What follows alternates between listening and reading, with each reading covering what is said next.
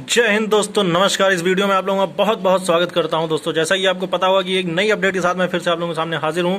तो अगर आप लोग वीडियो को देखना शुरू कर चुके हैं तो सबसे पहले वीडियो को लाइक और शेयर कर देना सभी मित्रों के साथ, ताकि इसकी अपडेट सभी अभ्यर्थियों के पास पहुंच सके और सबको इस बात की नॉलेज हो सके कि उन भर्तियों में अब फिर से आवाज़ उठ चुकी है और उनका जल्द ही फैसला आएगा। और उसके बाद आज मैं आपको बताने वाला हूँ कि इन भर्तियों का लेकर किस तरह से आप लोगों के हित में फैसले आने वाले हैं और क्या क्या होने वाला है, वो सारी चीज़ों के बारे में डिस्कस करेंगे। दोस्तों, सबसे पहले मैं आपको बता दूं कि जो अपडेट मैं हर वीडियो में देता आ रहा हूँ वही अपडेट सबसे पहले मैं इस वीडियो में भी दे दूं कि अगर कोई भी कैंडिडेट, यानी कि जैसे कि अभी आप पढ़ाई लिखाई कर रहे हैं या फिर आप कोई तैयारी कर रहे हैं या फिर किसी चीज़ के अभ्यर्थी हैं आप, तो सबसे पहले अपने आप को सेफ रखना बहुत ज़रूरी है। इस वक्त में यूपी में जिस तरह से देख रहे होंगे कि जिस तरह से माहौल बना हुआ है, ऐसे में अभद्र कमेंट करना, ऐसी पोस्ट करना जिससे कि आपके भविष्य पर खतरा आ सके, उसका लेकर आप बचिए। और ऐसी चीज़ों में, क्योंकि सोशल मीडिया किस तरह से एक्टिव है, ऐसे में अगर आपके खिलाफ कोई भी सबूत पाया जाता है तो आपको उसके तहत आप पे मुकदमा भी हो सकता है और आप पे कई धाराएं भी लगाई जा सकती हैं। तो इसलिए अपने आप को पहले सेफ रखें, उसके बाद अपने फ्यूचर का लेकर एक सही कदम और एक सही डायरेक्शन में ही कदम बढ़ाएं।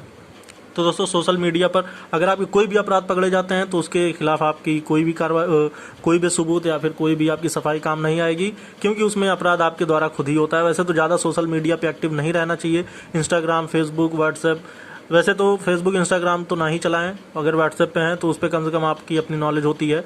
तो ऐसे में मैं आपको बताना चाहता हूं दोस्तों, इन सब चीज़ों से दूर रहना, क्योंकि इसका लेकर बहुत सारे केसेस आ रहे हैं, ज़्यादा से ज़्यादा केसेस बढ़ रहे हैं। तो ऐसे में आपके फ्यूचर का सबसे बड़ा मुद्दा यही बन जाता है कि अगर आपने कोई ऐसा कांड किया रहता है तो फिर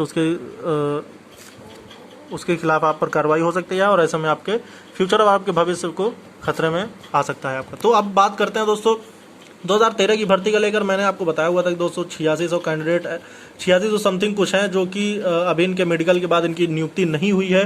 तो मैं आपको बता देना चाहता हूं कि जल्द ही इन्हें बुलावा आएगा, जल्द ही इनकी नियुक्ति कराई जाएगी। नियुक्ति इसलिए कराई जाएगी क्योंकि दोस्तों उस दिन हम लोग गए थे भर्ती बोर्ड, और भर्ती बोर्ड जाने के बाद फिर से एक बार जाने की तैयारी हो रखी है। कुछ ऐसे कैंडिडेट हैं जो भर्ती बोर्ड जाना चाहते हैं और अपने वहाँ पे कुछ मांग रखना चाहते हैं और उसके बारे में वो जानकारी लेना चाहते हैं। तो इसका मुद्दा मैं फिर से उठाऊंगा और उसके बाद इसके तहत मैं ये जानकारी लेने की कोशिश करूंगा कि जब उनका मेडिकल हो गया है उसके बाद अभी कोई भी आदेश नहीं आया है, तो क्या इनके आदेश आने के बाद इनका कुछ हो सकता है या फिर नहीं हो सकता है।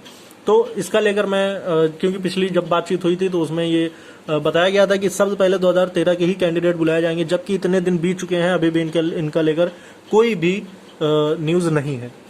और उसके बाद बात करते हैं 2018 में इन दो भर्तियों को लेकर। तो इन दो भर्तियों का भी अगर नई भर्ती आने का ऐलान हो गया तो नई भर्ती आने के ऐलान के बाद इनका कुछ नहीं हो सकता, कितना भी कुछ भी हो जाए तो वो हो ही नहीं सकता। लेकिन 2015 जो कैंडिडेट मैंने यहाँ पे कर रखा है, 2015 वालों का तो इन्होंने एक कोर्ट के फैसले में इन्होंने कह दिया था कि ये भर्तियाँ इनमें कैरी फॉरवर्ड कर दी गई थी। लेकिन अगर इन दोनों भर्तियों के बाद अगर नई भर्ती आने वाली है, अगर वो आ जाएगी तो फिर इसको भी कैरी फॉरवर्ड, इनका एक अपना वो हो जाएगा, मतलब इनके पास एक ऑप्शन हो जाएगा और वो फिर यही कह के अपने आप को बचा लेंगे। तो इसके लिए इन भर्तियों में भी कुछ हो सकता है, और कुछ होने का मतलब ये कि इनके कैंडिडेट जो अभी रह गए हैं उनके लिए भी फैसले आ सकते हैं। तो इसका लेकर मैं एक एग्जैक्ट चीज़ वहाँ पे ये रखूंगा कि अगर इनका आ सकता है तो ठीक, नहीं अगर आएगा तो उसका भी ये हमें बताएं कुछ ना कुछ। उसके बाद बात करते हैं जेल वाटर फायरमैन, जो कि बहुत सारे कैंडिडेट हमसे यही पूछ रहे हैं कि सर जेल वाटर फायरमैन की बात बताइए। तो मैं जेल वाटर फायरमैन वालों से कह देना चाहता हूँ कि जो जेल वार्डर वाले कैंडिडेट हैं, कम से कम अभी 80 कैंडिडेट, मतलब कि अभी 80 कैंडिडेट ऐसे हैं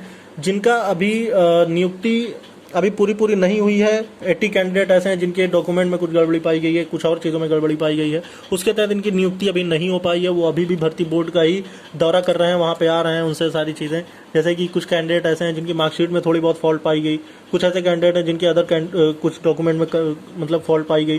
तो ऐसे में उनको अभी टाइम दिया गया है और उनकी नियुक्ति होने के बाद ही इसमें कुछ हो सकता है। तो इनके लिए कम से कम अभी कुछ टाइम और रखा गया है। एक लड़का मुझे मिला था जो कि बरेली के थे और वो वहाँ पे आए थे क्योंकि उनकी मार्कशीट में जो उनकी फ़ोटो थी वो मैच नहीं कर रही थी। तो मार्कशीट तो कब की होती है, लेकिन फिर भी उनके लिए ये मुद्दा बना पड़ा है।